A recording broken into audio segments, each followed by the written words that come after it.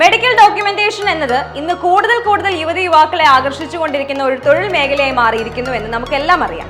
എന്നാൽ ഇന്ന് ഈ കാണുന്ന അളവിലേക്ക് മെഡിക്കൽ ഡോക്യുമെന്റേഷൻ രംഗം എങ്ങനെയാണ് വളർന്നത്? എന്തൊക്കെ ഘടകങ്ങളാണ് അതിന് സഹായമായത്?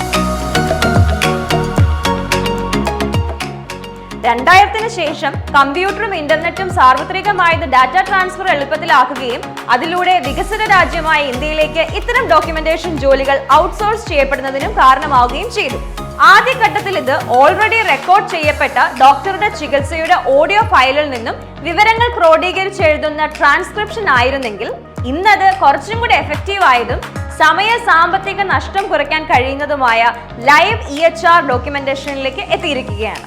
ഈ സാഹചര്യത്തിലാണ് ഡോക്ടറും രോഗിയും തമ്മിലുള്ള ഇന്ററാക്ഷൻ ലൈവായി ഡോക്യുമെന്റ് ചെയ്യുന്ന മെഡിക്കൽ സ്ക്രൈബ് എന്ന തൊഴിൽ മേഖല ഉയർന്നു വന്നത്. ഇന്ന് US ഉൾപ്പെടെയുള്ള പാശ്ചാത്യ രാജ്യങ്ങളിലാകെ ഒരു ഡോക്ടർക്ക് ഒരു മെഡിക്കൽ സ്ക്രൈബ് എന്ന നിലയിൽ ഡിമാൻഡ് ഉള്ളൊരു തൊഴിലായി മെഡിക്കൽ സ്ക്രൈബിംഗ് മാറിയിരിക്കുന്നു എന്ന് പറയാം.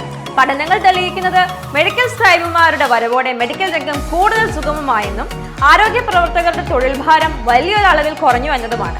ഇത് യഥാർത്ഥത്തിൽ ആരോഗ്യ മേഖലയിലെ പുത്തൻ ചുവടുവെപ്പാണ്. മെഡിക്കൽ ഡോക്യുമെന്റേഷനുമായി ബന്ധപ്പെട്ട് ഇതുപോലെ കൂടുതൽ വാർത്തകളും വിവരങ്ങളുമായി വീണ്ടും കാണാം. Till then, stay connected with Luminous.